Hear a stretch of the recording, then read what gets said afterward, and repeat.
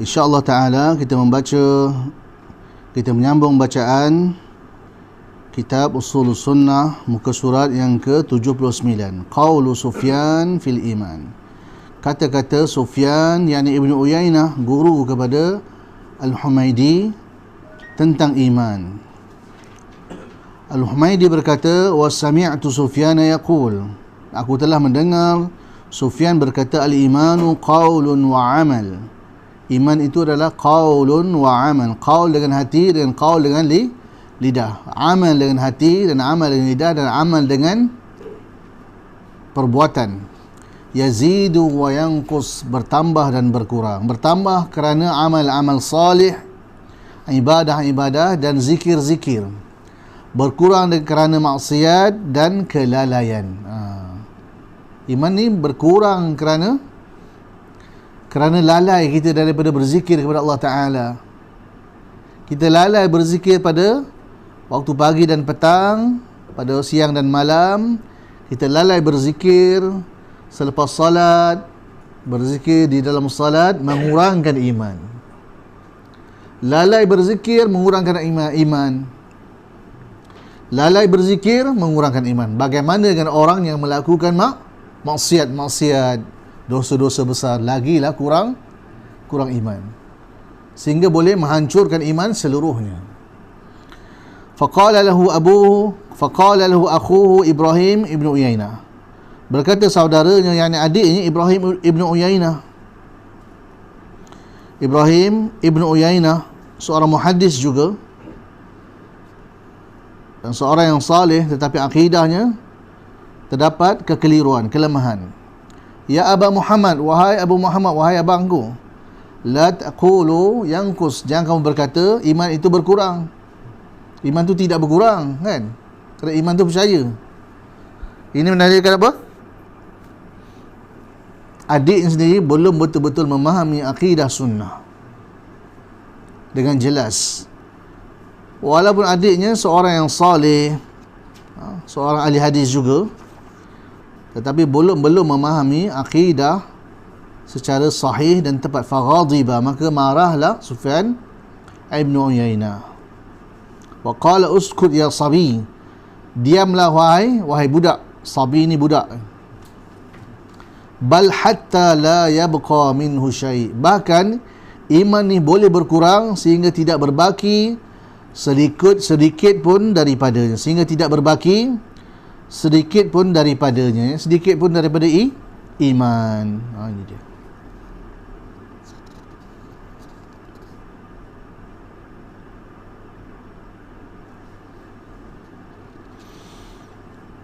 Jadi orang yang soleh sekalipun, apabila dia tidak berhati-hati, dia pun akan terjatuh dalam kesalahan di dalam akidah. Ini bahaya. Macam kita lah, ustaz kita kan. Ustaz-ustaz kita macam mana? Belajar fiqh yang ramai belajar fiqh, belajar ilmu kalam, belajar akidah salaf, kurang kan? Mereka ini salih, mereka yang tidak melakukan maksiat, dosa-dosa besar, tetapi akidah yang sahih tidak ada pada diri mereka, kan? Kerana sistem, kerana kitab guru-guru, kan? Kerana suasana, dan dia pun sendiri tidak mencari akidah yang sahih. Dia menyangka akidah yang ada, yang ini percaya pada rukun Islam, rukun iman, itulah akidah, cukuplah. Sebenarnya itu bukanlah akidah yang mencukupi, kan? Tidak cukup. Seterusnya yang kelima, wal iqrar bir ru'yati ba'dal maut, dan mengakui bahawa orang-orang beriman akan melihat Allah Ta'ala selepas kematian. Jadi selepas kematian kita akan dapat melihat Allah Ta'ala. Sekiranya kita beriman, kita dapat melihat Allah Ta'ala di mahsyar sekali. Yang kedua, kita akan melihat wajah Allah Ta'ala di dalam syurga. Di dalam syurga, kan? Orang yang paling hebat akan melihat wajah Allah Ta'ala pagi dan petang. Yang kurang daripada itu, dia akan melihat wajah Allah Ta'ala sekali seminggu. Dan ketika melihat wajah Allah Ta'ala, dia merasakan kehebatan dan kelazatan kenikmatan. Tidak seperti Mu'tazilah. Mu'tazilah mengatakan karut. Tidak ada manusia yang dapat melihat wajah Allah. Lalu mereka mendatangkan dalil-dalil yang mereka fahami secara batil, yang mereka tafsir secara batil. Dan mereka mengatakan kalau dapat tengok Allah Ta'ala sekalipun, apa benda yang lazat ni, kata dia. Dahsyat tuan-tuan. Boleh terkeluar dari Islam kan. Dan tak ingat siapa yang cakap, sama ada Fakhr Razi ataupun Zamakhsyari. Apa benda yang lazat dia kata? Ngarut dia kata. Jadi ini membantah golongan Jahmiyah dan golongan Mu'tazilah yang menafikan bahawa orang-orang beriman melihat wajah Allah Ta'ala pada hari kiamat.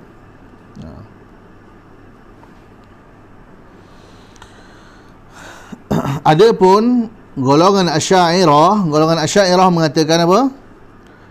Golongan Asy'ariyah mengatakan bahawa orang-orang beriman akan melihat wajah Allah, tetapi tanpa sebarang cara, bila kaif, dan tanpa jisim. Dan Allah itu tanpa jisim, tanpa rupa yang tertentu, tanpa tempat yang tertentu, tanpa arah yang tertentu. Kerana mereka mengatakan Allah bukan di atas. Lalu mereka mengatakan manusia yang beriman melihat wajah Allah tanpa mempunyai sebarang arah. Macam tu. Macam mana tu? Tengok satu benda tak ada arah. Mereng lah kan, mereng. Lalu berkata ramai dari kalangan Asy'ariyah, mata manusia tidak mampu untuk melihat wajah Allah sebagaimana mata manusia di dunia tidak mampu melihat wajah Allah. Lalu Allah Ta'ala menciptakan satu lagi anggota bagi manusia. Anggota macam mana tu? Anggota ni akan melihat wajah Allah Ta'ala. Ini adalah tafsir dan Asy'ariyah. Dan segolongan daripada mereka mengatakan bahawa melihat wajah Allah Ta'ala bukanlah melihat dengan mata kasar, tetapi bermakna bertambahnya ilmu dan keyakinan. Ini takwil, kan? Ini takwil. Bukan melihat wajah Allah Ta'ala dengan cara yang benar, seperti kita melihat kayu, melihat pokok, melihat menonton televisyen, melihat bulan. Tidak. Tetapi buta je. Buta yang bermakna bertambah ilmu dan yakin. Masya Allah. Mereka mengatakan bahawa melihat di sini bermakna bertambah ilmu dan yakin. Jadi kesemua kelompok ini adalah sesat. Dan kesemua orang yang menafikan bahawa Allah Ta'ala dilihat oleh orang-orang beriman adalah dihukumkan sebagai kufar setelah ditegakkan hujah ke atas mereka. Setelah ditegakkan hujah ke atas mereka, yang telah dibacakan kepada mereka Al-Quran, hadis dan ijma' bahawa orang-orang beriman melihat wajah Allah pada hari kiamat, dia tetap menafikan, maka jatuh kekufuran ke atasnya. Ini dia bahaya perkara ni. Adapun orang-orang awam muslimin, mereka selamat. Betul tuan-tuan? Mereka tidak pernah membicarakan atau mentakwil saja. Tak ada kan? Orang awam dalam bab ni dia selamat. Hati dia bersih. Dia Allah melihatlah kan. Selesai. Orang awam hati bersih. Fitrah dia bersih. Yang selamat ni adalah orang awam dan salafi. Kedua-duanya berada di atas fitrah. Dan wajib membenarkan bahawa melihat wajah Allah Ta'ala tu dengan rasa nikmat dan kelazatan. Sebagaimana firman Allah Ta'ala, wujuhu yawma idzin nadhirah. Wajah-wajah orang beriman pada waktu itu berseri-seri. Ila rabbiha nadhirah, melihat kepada Tuhannya secara langsung. Suratul Qiyamah 22-23. Jadi seluruh orang yang membaca Al-Quran dan Hadis, dia akan percaya bahawa orang-orang beriman akan melihat wajah Allah Ta'ala dengan mudah. Tetapi dibelit dan disusahkan oleh golongan ahli falsafah dan ahli kalam, kan, dengan takwilan-takwilan yang pelik-pelik. Dan kita sambung muka surat 85, isbatus sifat. Isbat bermakna kita beriman atau percaya ataupun mengakui. Isbat ni boleh tuan? Isbat ni sama makna dengan ikrar. Nanti kalau anak murid kita tanya, isbat tu apa? Binatang apa? Ikrar mana dia? Mengakui, mempercayai. Dalam bahasa Indonesia dia tulis apa dah? Menetapkan. Salah. Kalau dalam Melayu menetapkan tu lain, kan? Salah. Ya Ahlussunnah wal Jamaah mengakui semua sifat-sifat Allah Ta'ala, dan sifat Allah Ta'ala yang paling agung ialah ketinggian Allah Ta'ala, uluwullah. Secara fitrah, manusia tahu dengan fitrah dan akal bahawa Allah Ta'ala maha tinggi di atas segala makhluk, berkuasa di atas segala makhluk, lebih besar daripada segala makhluk. Ini fitrah. Sebab tu ulama salah mengatakan sesiapa yang menafikan sifat ulu, maka dia kafir serta-merta, tidak perlu ditegakkan hujah. Berbeza dengan orang yang kafir dengan sifat istiwa. Sifat istiwa, sesiapa yang menafikannya wajib ditegakkan hujah. Sekiranya dia menentang sifat istiwa Allah Ta'ala di atas arash, barulah dihukum kafir. Ini bahaya tuan. Tapi oleh kerana kita ni dah lama dalam ilmu kalam, tidak pernah diajarkan bahawa Allah Ta'ala mempunyai sifat ketinggian di atas segala makhluk dengan zatnya, maka masyarakat kita perlu ditegakkan hujah. Perlu ditegakkan hujah. Sebab kita dah jauh sangat dengan salaf, dan pemikiran majoriti masyarakat kita telah rosak. Otaknya telah rosak. Kerana mereka diajarkan bahawa Allah Ta'ala bertempat di setiap tempat atau tidak bertempat, kan? Secara umum. Maka perlu ditegakkan hujah. Adapun zaman salaf, di mana fitrah mereka masih bersih, tidak diterima penolakan terhadap sifat ulu. Sebab itulah kita melihat musyrikin Arab pada zaman Nabi SAW, tidak ada seorang pun dari kalangan mereka yang menafikan sifat ulu dan istiwa Allah Ta'ala. Ada tak seorang? Ada? Abu Jahal ke Abu Lahab ada? Tak ada. Bahkan mereka beriman bahawa Allah Ta'ala mempunyai arash. Katakanlah kepada mereka, siapakah yang mencipta dan memiliki arash? Mereka menjawab Allah. Betul kan Al-Quran? Dia memang mengenal arash. Tapi ulama Asy'ariyah tak tahu apa dia arash. Kejap dia cakap macam ni, kejap cakap macam ni, kejap cakap macam ni, putar. Betul kan? Sian tu. Dan sifat ni dia mestilah disebut oleh Al-Quran dan hadis sahaja. Mana-mana perkataan yang tidak disebut oleh Allah, tidak disebut oleh Nabi SAW, dia bukan sifat. Orang Melayu sebut apa? Sifat wujud, sifat qidam, kan? Tak ada. Itu bukan sifat. Di situ salah satu kesalahan di dalam sifat 20. Benda yang bukan sifat dia mengatakan sifat. Itu sebenarnya khabar. Dia ada 3.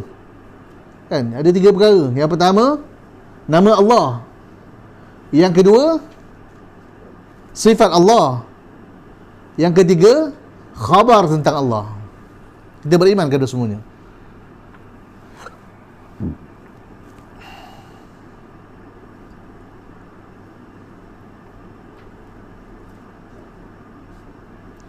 Jadi apa yang tidak disebutkan oleh Allah Ta'ala, maka dia bukan sifat. Itu kaedah dia. Sifat ni, perkataannya diambil bulat-bulat daripada Al-Quran dan Hadis, barulah dikatakan sifat. Dan perkara ini tidak ada dalam sifat 20. Perbahasan sifat 20 Asy'ariyah tidak ada. Dia bertambah lagi ada kaunuhu kan. Ada kaunuhu dalam Quran hadis? Tak ada. Maka dia bukan sifat. Banyak tak kesilapan dalam sifat 20 sendiri kan. Dalam 20 tu sendiri ada banyak kesilapan. Belum syarah ni lagi. Syarah ni lagilah karut. Pening kita berputar-putar kan. Jadi firman Allah Ta'ala, wa ma nataqa bihil Quran wal hadithu kan. Sifat itu apa yang disebut oleh Al-Quran dan hadis sahaja maksudnya. Yang tidak disebut oleh Allah Ta'ala, tidak disebut oleh Nabi, bukan sifat. Itu kaedah. Dan sifat ni dia ada beberapa ciri. Pertama, dia bersifat sempurna. Sifat Allah Ta'ala semuanya sifat sempurna, tidak ada kekurangan di dalamnya. Yang kedua, dia tidak menyamai mana-mana makhluk, tidak menyamai mana-mana sifat makhluk. Jadi bila kata-kata tangan Allah, dia tidak akan sama dengan tangan makhluk. Itu kaedah. Yang ketiga, tidak ada seorang makhluk pun, satu makhluk pun yang mengetahui hakikat sifat Allah Ta'ala. Begitu juga dengan zat Allah Ta'ala. Zat Allah Ta'ala maha agung dan sempurna. Yang kedua, zat Allah Ta'ala tidak sama dengan zat makhluk. Yang ketiga, tidak ada seorang pun yang mengetahui hakikat zat Allah Ta'ala. Bagaimana ciri-ciri zat, begitulah ciri-ciri sifat. Okay. Jadi apa masalahnya nak sebut tangan Allah, wajah Allah kan? Allah datang dan pergi, Allah turun, Allah berada di atas tempat yang tinggi. Tak ada masalah sebab dia tak sama dengan sifat makhluk kan. Adakah zat itu wujud? Adakah zat itu wujud? Wujud. Tidak ada seorang Muslim pun yang benar, yang sesat, semua mengatakan Allah wujud. Yang wujud zat Allah Ta'ala. Tetapi dalam bab sifat, mulalah merepek-repek kan. Pecah sehingga 73 aliran. Dalam bab sifat tu. Dalam bab sifat. 70 kali 34 tu. Satu sahaja yang betul dalam semua sifat, dan mereka itulah salafiyun, ashabul hadis, ataupun ahlus sunnah, ataupun al-ghuraba. Al-ghuraba. Mithlu wa qalatil yahudu yadullahi maghludah ghullat aydihim. Berkata orang-orang Yahudi, tangan Allah bergari, digari. Tangan Allah bergari. Sebab apa? Allah ni bakhil. Orang Yahudi mengatakan Allah bakhil. Tangan Allah ni bergari. Bakhil. Dahsyatnya Yahudi ni. Jadi bila orang Yahudi mengatakan tangan Allah, Allah kata, jangan sebut tangan. Siapa suruh sebut tangan? Takwil. Ada Allah sebut? Ada tak? Orang Yahudi, aku tak ada tangan. Takwil. Ada tak? Bila Allah Ta'ala menyebut yadullah, tangan Allah, ini bermakna sifat. Bila tangan dinisbahkan kepada Allah, bermakna itu adalah sifat bagi Allah yang sempurna. Berbanding masajid Allah kan, masjid Allah itu bukan sifat, itu adalah makhluk. Naqatullah wa suqyaha kan, biarkanlah unta Allah dan biarlah dia meminum sesuka hatinya kan, unta Allah. Itu bukan sifat walaupun disebahkan kepada Allah, kerana itu makhluk.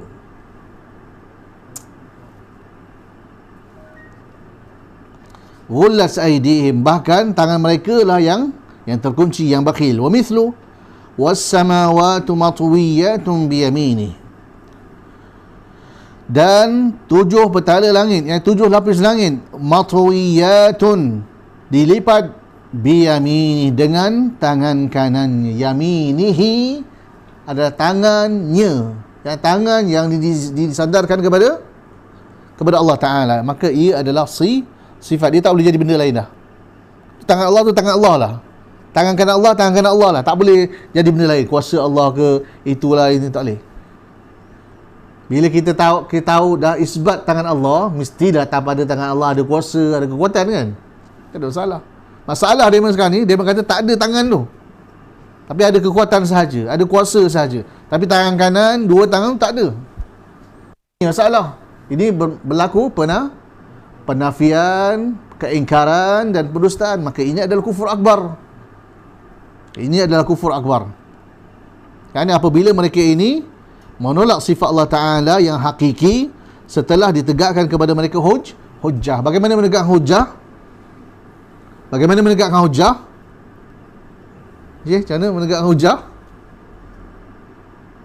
Macam mana menegakkan hujjah? Menegakkan hujjah, kita bacakan Al-Quran, bacakan hadis dan huraian salaf. Itu hujjah. Sesiapa yang telah sampai kepadanya hujjah, dia tetap ingkar, menafikan sifat-sifat Allah Ta'ala, berlakulah kufur akbar ke atasnya. Dia kafir, musyrik. وَمَا أَشْبَهَ هَذَا مِنَ الْقُرْآنِ وَالْحَدِيثِ لَا نَزِيدُ فِيهِ وَلَا نُفَسِّرُهُ. Dan lain-lain yang seperti ini daripada sifat-sifat yang ada di dalam Al-Quran dan hadis. Ini dia beza di antara ahli sunnah dengan ahli bid'ah. Yang ahli bid'ah dia ada tambahan-tambahan. Betul tuan? Kalau belajar kat pondok macam mana? Kalau tangan Allah ada, mesti tangan Allah itu bertangan, berjari, berkulit, berdaging, bertulang, berurat, berdarah. Itu tambahan-tambahan. Ini yang Allah tak bagi. Ini yang Nabi tak bagi. Ada ziyadah. Ziyadah ni disebut sebagai bid'ah. Bid'ah yang menyebabkan kekufuran. Jadi apa yang dia ajar kat pondok tu tak boleh. Tak betul tu. Tambahan-tambahan. Kalau Allah ada kepala, ada wajah, itu dah berjisim. Kalau berjisim, itu dah sama dengan makhluk. Kalau itu semua tambahan-tambahan. Tambahan-tambahan ni sebut sebagai syirik atau kufur. Sebab tu dalam Ahlussunnah la nazidu fi, kami tidak ada tambahan-tambahan. Yamin ni lah. Yadullah lah. Ar-Rahman ala arsy istawa lah. Dan tafsirnya adalah ala wartafa. Cukup. Tapi Mu'tazilah takwil macam mana? Ditahrif, ditelewengkan. Istawa bermakna istaulah. Kalau kita belajar bahasa Arab, kita tahu istaulah tak sesuai, ditafsirkan menjadi tafsir daripada istawa. Sebab apa? Istaulah ni makna menakluk selepas kalah. Dia kalah dulu. Allah tu kalah dulu, lepas tu menakluk. Lawan menang, lepas tu makluk. Mana boleh macam tu? Kafir lah kan? Kalau kita mengatakan Allah kalah dulu baru menang, itu kafir. Kerana kita menisbahkan sifat kekurangan, kehinaan, kan, kelemahan kepada Allah Ta'ala. Mana boleh? Ini macam mana? Ini dibantah kepada golongan Mu'tazilah dan Asy'ariyah. Bila Asy'ariyah tewas dalam perdebatan tentang istaula, dia mengubah apa? Istawa tu dia kata berkuasa. Tak nak sebut istaula lah. Tapi ada lagi, Saki-Baki istaula tu ada lagi. Dalam buku-buku dia ada lagi. Istawa tu dia kata istaula. Ada lagi. Bila orang kata istaula tu bermula dengan kekalahan, dia dah gelabah. Bila dia gelabah, dia kata istawa tu berkuasa. Adakah dalam bahasa Arab istawa bermakna berkuasa? Tidak ada. Habis. Checkmate tu kan? Habis. Ini bahaya. Wala nufassiruhu, dan kami tidak mentafsirkannya. Ini kami tidak mentakwilkannya dengan takwilan yang batil. Tapi kalau kita mentafsirkan dengan tafsir yang sahih, itu tak ada masalah. Sebagaimana Abu Jahid dan Abu Aliyah mengatakan istawa bermakna ala wartafa, maha tinggi, berada di tempat yang tinggi. Itu tidak ada masalah. Itu diterima oleh Al-Bukhari, diterima oleh Mujahid, diterima oleh para sahabat, diketahui oleh seluruh Arab yang asalnya, yang bersih fitrahnya. Naqifu ala ma waqafa alaihi al-Quran was sunnah, dan kami berhenti di atas apa yang Al-Quran dan hadis berhenti padanya. Contoh dia macam mana berhenti kan? Tuan guru kita ajar macam mana? Ar-Rahman 'alal 'arsy istawa, stop. Aina Allah fis sama, stop. Apa ya? Berhenti kan? Berhenti tu mana dia? Stop. Kalau berhenti tak faham kan? Stop mesti faham. Dalam bahasa Arab sebut waqaf. Waqaf. Dalam bahasa Inggeris sebut stop, habis. Senang faham kan? Dia tidak ada perbahasannya panjang lebar berjela-jela, tidak ada dalam sifat. Dan sebab dalam sifat ni perkara gaib yang wajib kita beriman terus kepadanya. Dan stop, beriman, stop. Beriman, stop. Macam tu kat kita. Wa naqul, dan kami berkata, siapa kami? Kami itu adalah sunnah, ulama sunnah. Ar-Rahman 'alal arsy istawa. Allah yang Maha Pemurah di atas arasy dia bersemayam. Apa dia makna bersemayam? Bersemayam tu maha tinggi ataupun duduk di tempat yang tinggi di atas arasy. Kita tafsir duduk tu nak bagi faham je, kan? Kerana ada 2-3 orang ulama salih menyebutkan duduk. Ada juga ulama mengatakan bahawa duduk tak boleh dipakai, masih khilaf dan sebagainya. Sebenarnya boleh je, tuan. Sebab memang ada dalam bahasa Arab istawa bermakna duduk, istawa jalisan. Tapi kita mengambil tafsiran yang disepakati lah. Ala wartafa'a. Kan? Istawa bermakna ala wartafa'a. Apabila perbuatan yang sifat Allah Ta'ala, yang ini disebut perbuatan Allah Ta'ala, iaitu istawa, diletak di akhir, apa makna dia? Apabila perbuatan Allah Ta'ala yang sifat Allah Ta'ala diletak di akhir, itu bermakna adanya pengkhususan, taksis. Sepatutnya apa macam mana?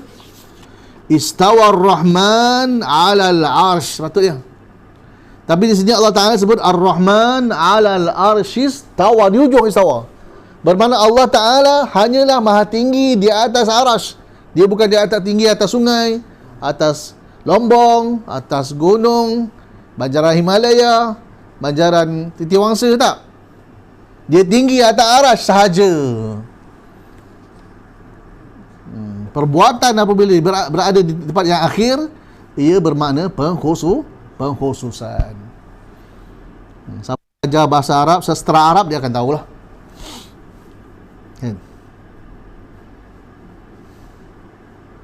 Allah berada di situ saja. Kan? Bukan Allah ni duduk kat bumi, tak ada. Kan? Duduk atas gunung, tak. Allah tu istiwa di atas arasy. Tapi Allah ada sebut istawat 'alal judi. Kan? Bahtera Nabi Nuh duduk di atas gunung judi. Itu bahtera Nabi Nuh. Itu cerita lain. Bodohnya puak Jahmiyah ni, tuan. Cerita lain dia cerita tentang Allah Ta'ala. Dia nak cerita tentang Allah Ta'ala. Itu Nabi Nuh punya kapal. Penim. Tak, dia kata. Istawa ni ada 10 makna, 15 makna. Perbahasan kita istawa 'alal arasy. Dia istawa ala judi lah, ustaz. Gepek. Betul lah. Senang je dia ni, kan. Dan perbahasan kita ialah istawa ala, bukan istawa je. Istawa ala perbahasan kita. Bila istawa ala, makna dia tidak ada makna yang lain melainkan tinggi. Berada di tempat yang tinggi, besar dan tinggi. Besarnya Allah Ta'ala ni seumpama tidak wujud alam ni. Dalam asar yang sahih disebutkan bahawa seluruh alam yang luas ni, alam angkasa, 7 petala langit dan bumi, arasy semua, 7 petala langit, 7 petala bumi dan alam dunia ni yang luas ni, di atas tapak tangan Allah Ta'ala hanyalah seumpama sebiji, kan? Biji sawi, kan? Biji sawi. Masya-Allah, dan agak kita besar mana. Allah tak pandang langsung kita agak balik yang 9, kan. Kalau seluruh alam yang luas ni seperti biji sawi, kita kat mana kan? InsyaAllah. Tapi manusia yang paling rasa diri mereka hebat dan besar kan. Sedang besar alam ni, bumi, langit yang besar. Itu kaedah ni tuan. Istawa yang kita bahaskan adalah istiwanya Allah. Dan istawa tu ada perkataan ala, itu yang kita bahaskan. Bukan kita bahas walamma balagha ashuddahu wastawa. Nabi-nabi pun istiwa dia kata. Itu istiwa Nabi. Istiwa Nabi itu makna dia dah balik, dah mantap, dah matang kan. Telah sampai umur 40 tahun. Itu lain. Itu cerita tentang Nabi, bukan sifat Allah Ta'ala. Dia terbalik. Dia campur aduk habis. Kita satu-satu lah tuan. Satu-satu. Kita pisahkan tajuk-tajuknya. Istawa tu lain, istawa ala lain, istawat ala luzi tu cerita lain. Dia rojak habis, kacau tuan. Kita istiwa Allah Ta'ala ni, dia sibuk cinta istawat ala judi. Wa man za'ama ghaira hadha, sesiapa yang mendakwakan selain perkara ini, fahuwa mu'attil, maka dia telah mengosongkan sifat-sifat Allah Ta'ala, yang ini menafikan sifat-sifat Allah Ta'ala. Menafikan sifat istiwa. Menafikan bermakna mendustakan, kan, menentang sifat Allah Ta'ala. Jadi menentang sifat Allah Ta'ala kita sebut sebagai Jahmi. Jahmi ni kita tambah lagi maksud dia apa? Orang yang menafikan sifat Allah Ta'ala, Jahmi, kafir, musyrik, murtad. Itu maksud dia. Apa maksud Jahmi? Apa maksud Jahmi? Kafir, musyrik, murtad. Ni bahaya tuan. Jangan kita kata Ar-Rahman al-Istawa, tak payah belajar lah. Tak payah aku ajar benda ni kepada anak cucu, tak payah. Jangan. Benda ni yang terawal sekali kita kena belajar. Kita belajar dan ajarkan kepada anak cucu kita. Kita kena ajar anak kita baca Ar-Rahman al-Istawa, al-Arshistawa. Ar-Rahman al-Arshistawa. Aina Allah fis sama. Ulang, aina Allah fis sama. Siapa ada sekolah, ada madrasah, masuk-masuk je, aina Allah fis sama. Aina Allah fis sama 3 kali. Ini bukan bidah tuan. Ini takrir akidah. Ini untuk menanamkan akidah.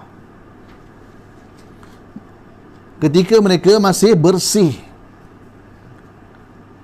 sekiranya mereka telah dimasuki, otak mereka telah dimasuki oleh falsafah dan ilmu kalam, iaitu tidak bertempat, berada setiap tempat, habislah. Boleh lagi lah, tapi susah lah, sangat susah lah. Sebab dia dah ada ideologi. Ideologi sesat tu dah menjadi sebati dan tertanam dalam hati. Susah. Dia sejak awal lagi, 5 tahun, 6 tahun, Allah Ta'ala, Allah Maha Tinggi di atas segala makhluk. Kena ajar perkataan Allah Maha Tinggi di atas segala makhluk. Allah Maha Tinggi di atas Arash. Arash tu apa ya? Katil. Arash tu apa? Belamin, kan? Yang amat hebat, yang amat cantik, yang amat besar, kan?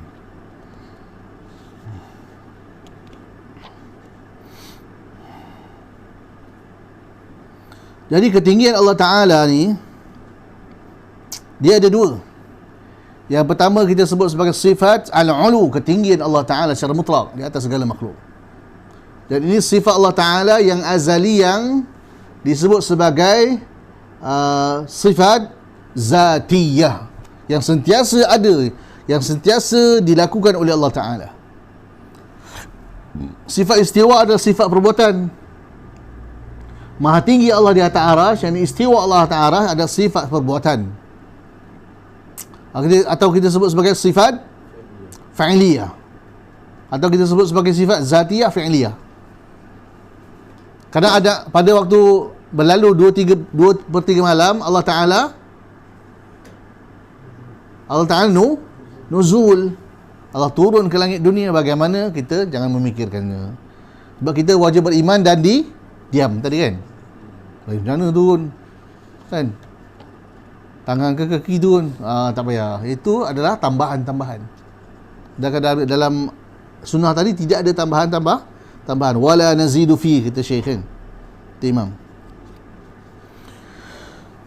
Dan apa dalil ketinggian Allah Taala ni? Dalil dia Al-Quran. Hadis, ijma', akal dan fitrah. Dalil Al-Quran apa dia? Dalil Al-Quran bagi sifat ketinggian Allah Ta'ala, ulu Allah Ta'ala, apa dia? Sabbih isma rabbikal a'la.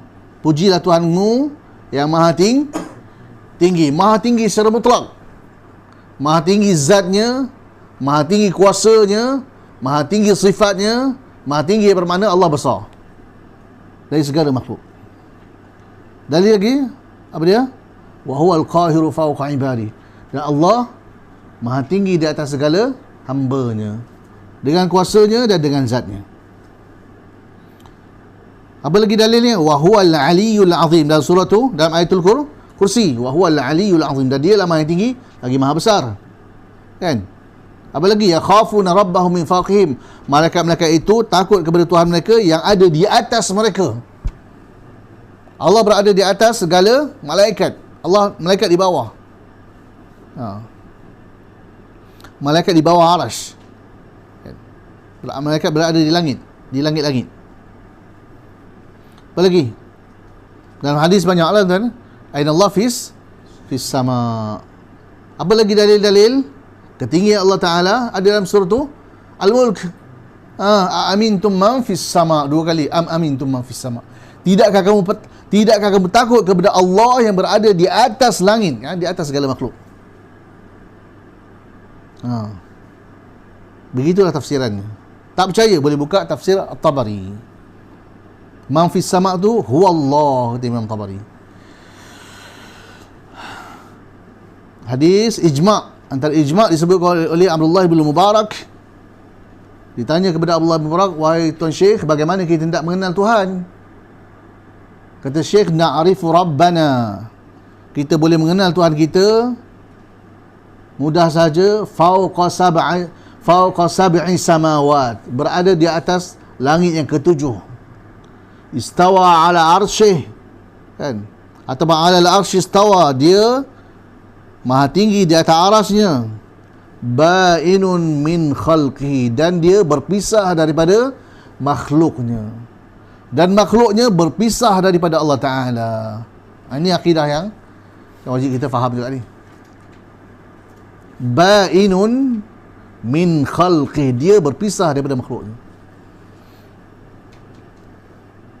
Sekiranya kita mengatakan Allah berada di mana-mana, bermakna Allah bersatu dengan makhluk, bersatu dengan alam. Salah. Itu kufur.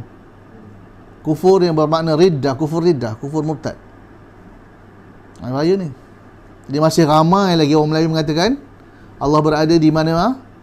Yang berada di mana-mana ada kudrat, iradat dan ilmu Allah Ta'ala, pendengaran Allah Ta'ala, penglihatan Allah, kan? Ilmu Allah Ta'ala yang paling mudah kita sebut ilmu lah. Bukan zat Allah Ta'ala berada di mana-mana, kan? Alam ni adalah terlalu kecil bagi Allah Ta'ala, dan alam ni kotor, kan? Jadi kaedah dia diletak oleh ulama, dan kaedah ini atau akidah ini tidak ada dalam Quran hadis, tetapi ulama telah ijma' terhadapnya. Apa dia ijma'? Ba'inun min khalqi, Allah tu berpisah dari segala makhluk, tidak bersatu. Tapi Asy'ariyah kata apa? Bersatu pun tidak, berpisah pun tidak. Ini lagi hebat. Ini Jahmiyah, dan Jahmiyah pun terbanyak. Lagi dahsyat daripada aku tu Jahmiyah, kan?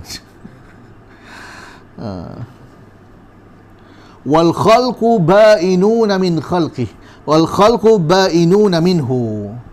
Boleh tuan tulis tuan? Ada marker. Ba'inun min khalqihi wal khalqu ba'inuna minhu. dan seluruh makhluk terpisah daripadanya, tidak bersatu. Ini ada tak?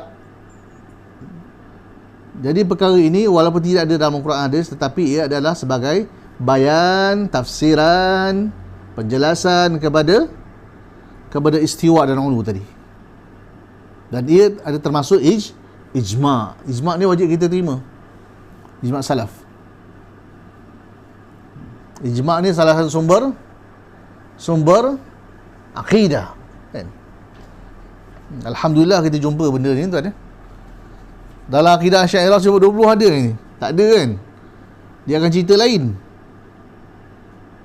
Kan? Tidak bercerai-cerai, tidak bercantum-cantum, tidak berpisah, tidak bersatu. Kan? Macam-macam lah cerita. Tidak di dalam alam, tidak di luar alam. Macam mana tu? Ini bermakna tidak wujud Allah. Saya ni komunis itu saya. Macam itulah. Komunis macam tu juga, dia percaya kan? Tak ada beza. Ini bahaya. Akidah Asy'ariyah. Akidah Asy'ariyah sebenarnya akidah komunis, etis.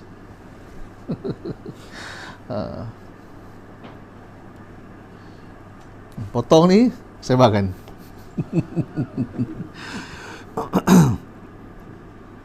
Jadi sifat yang paling menunjukkan kewujudan Allah Ta'ala adalah sifat ulu dan istiwa. Sesiapa yang menafikan ulu yang hakiki dan istiwa yang hakiki bagi Allah Ta'ala, bermakna dia telah menafikan kewujudan Allah Ta'ala. Sebab itulah dia kafir, kan? Sebab tu dia kafir. Siapa yang mengatakan Allah tidak maha tinggi, Allah tidak istiwa, maka dia kafir lah. Kerana dia hakikatnya telah menafikan kewujudan Allah Ta'ala hakikatnya. Walaupun dia berkata aku percaya Allah wujud, walaupun aku tak terima sifat istiwa ulu ni, tapi aku percaya Allah wujud, tak guna. Cakap dia tu tak ada nilai, sebab dia telah melakukan jenayah ta'til, menafikan sifat. Sesiapa yang menafikan sifat, menafikan kewujudan Allah Ta'ala. Itu kaedah dia. Macam dia terjun dalam lombong tahi, keluar balik, terjun balik. Oi, kamu dah kotor tahi tu, tapi aku tak ada niat pun. Aku tak ni. Tak berenang dalam lombong, tapi dia dah buat dah. Kan tu kan? Tak kotor pun dia kata. Tapi dia terjun dalam lombong tahi dah. Dia cakap dia tak guna. Perbuatan dia tengok. Boleh tuan? Boleh? Kan senang kan? Mudah. Dan tidak sah akidah seseorang melainkan dia beriman kepada sifat ulu Allah Ta'ala dan istiwanya Allah Ta'ala di atas arash, sebagaimana yang disebut oleh Al-Imam Al-Muzani, la yasihu tauhidun hatta ya'lama anna Allah ala arshihi bisifati. Tidak sah tauhid, tidak sah iman dan Islam sehinggalah seseorang itu percaya, beriman, yakin bahawa Allah Ta'ala di atas arash, maha tinggi di atas arash, dan memiliki sifat-sifat yang sempurna. Ni kata-kata Al-Muzani ni kita kena sebar-sebarkan. Kita beritahu kepada orang ramai, kepada umat, bahawa orang yang tidak menerima sifat Allah Ta'ala tidak sah imannya, tidak sah Islamnya. Tidak boleh kita sembahyang di belakangnya. Tidak boleh dia menjadi imam. Sembahyang tidak sah. Sembelihannya bangkai, haram dimakan. Apabila ia mati, tidak dikuburkan di perkuburan muslimin. Dari segi hukum lah. Ini kita kena fahamkan. Pentingnya sifat ulu, sifat istiwa. Dan Al-Imam Asy-Syafi'i juga telah mensabitkan ketinggian Allah Ta'ala ketika dia berkata tentang khilafah Abi Bakar. Kata Imam Syafi'i, khilafatu Abi Bakrin haqq. Jawatan khilafah Abu Bakar itu adalah benar, betul. Bukan kesilapan atau kebetulan, bukan. Itu betul. Itu adalah sunnah. Diperakui, diterima secara ijma'. Qadaha Allahu fi sama'i. Allah telah mentakdirkannya di atas langitnya. Allah di atas langit mana dia? Telah mentakdirkannya. Lalu Allah menjadikan hati-hati, semua hati para sahabat menerimanya. Yang ini menerima khilafah Abu Bakar. Ini juga menunjukkan apa? Ketinggian Allah Ta'ala di atas langit yang ketujuh, yakni istiwanya Allah Ta'ala di atas arash. Imam Syafi'i yang menyebutkan. Dan kata-kata Syafi'i ini diriwayatkan oleh ulama dengan sanad yang sahih. Kesimpulannya, kita wajib beriman dengan semua sifat Allah Ta'ala, sebagaimana caranya dan kaedah yang kita sebutkan tadi, kan? Ciri-cirinya, kan.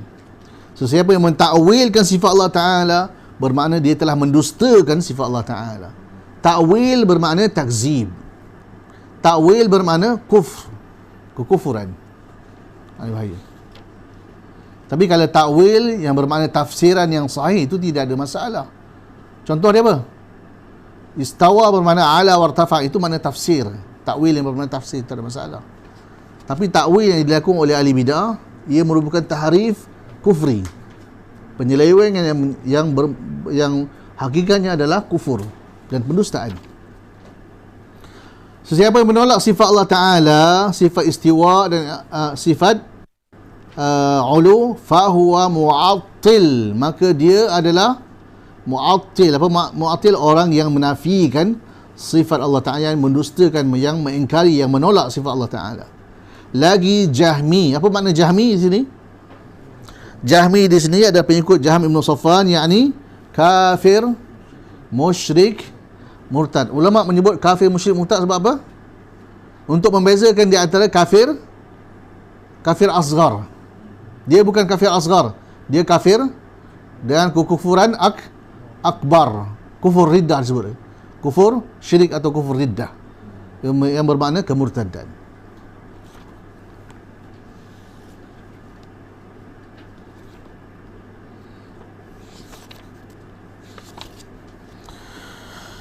Yang ketujuh, wa alla naqula kama qalatil khawarij, dan kami tidak mengatakan sebagaimana yang dikatakan oleh khawarij.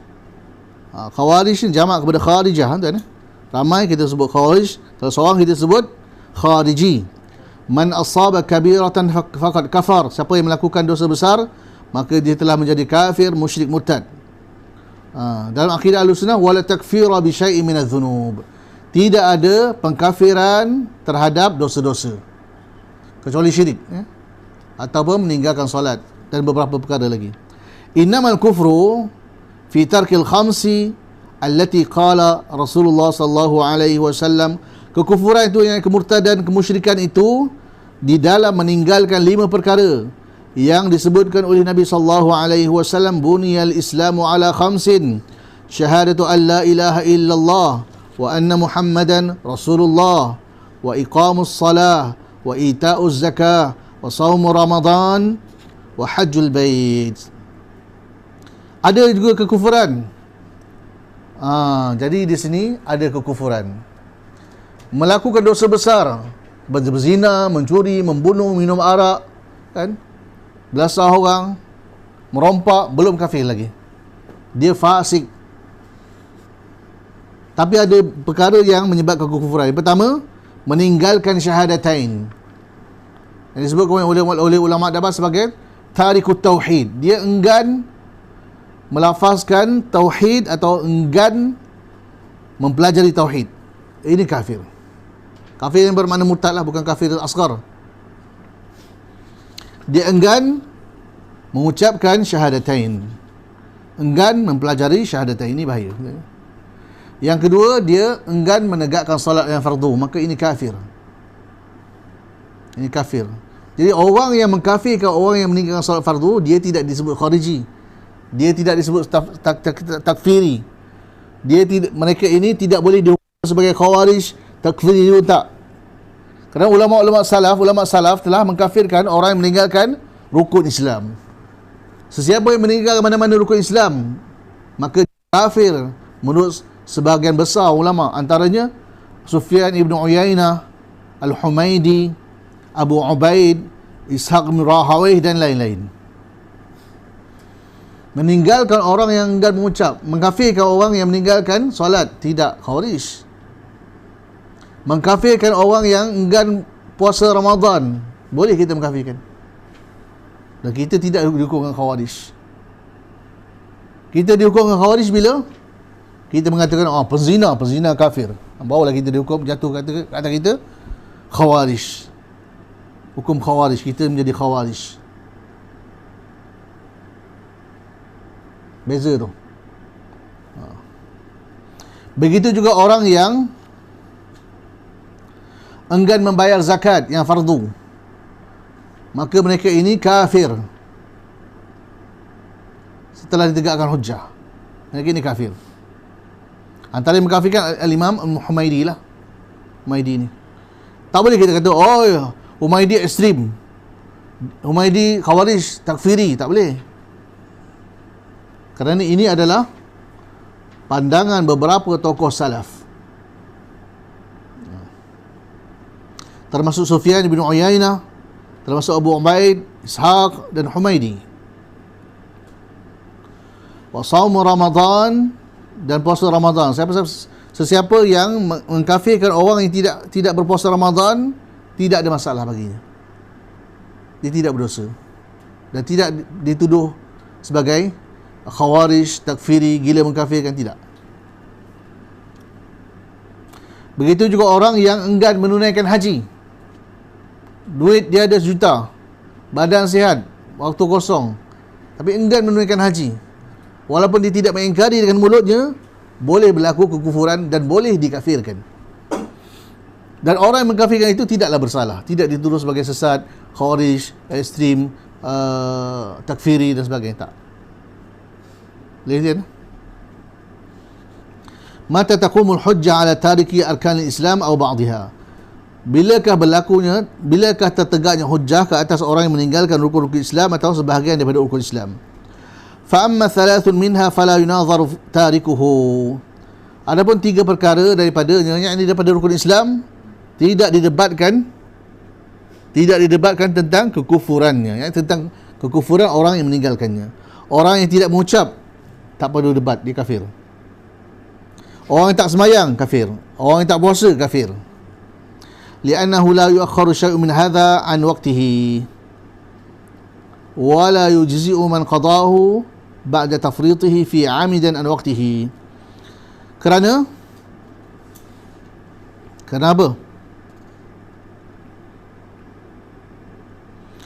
Kerana ketiga-tiganya tidak boleh dilakukan di luar waktu yang ditetapkan, dan tidak dikira sah bagi sesiapa yang menggantikannya selepas waktu itu jika dia meninggalkannya dengan sengaja. Ini dia.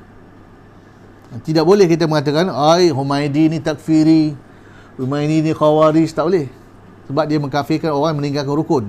Sesiapa yang mengkafirkan orang yang meninggalkan rukun, dia tidak bersalah. Ini salah satu pendapat ulama sunnah atau pendapat ahlus sunnah.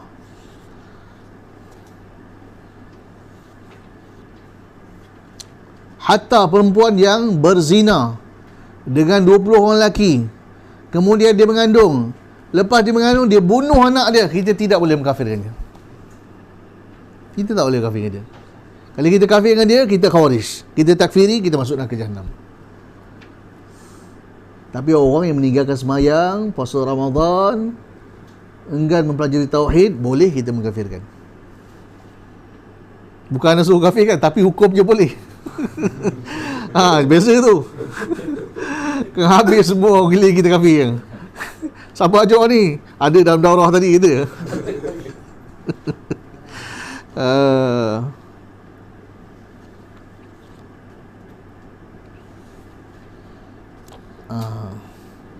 Jadi setakat itu je lah tuan. Sebab muka surat 895 benar tu boleh baca sendiri kan. Fa amma zakah famata ma addaha ajza'at anhu wa kana athiman fi habsi. Adapun zakat, bila sahaja dia menunaikannya maka sah, walaupun dia berdosa kerana melewatkannya. Dia berdosa, dia tidak kafir. Yang kafir apa dia? Langsung tak mau membayar zakat, kafir lah. Begitu dengan haji, kan?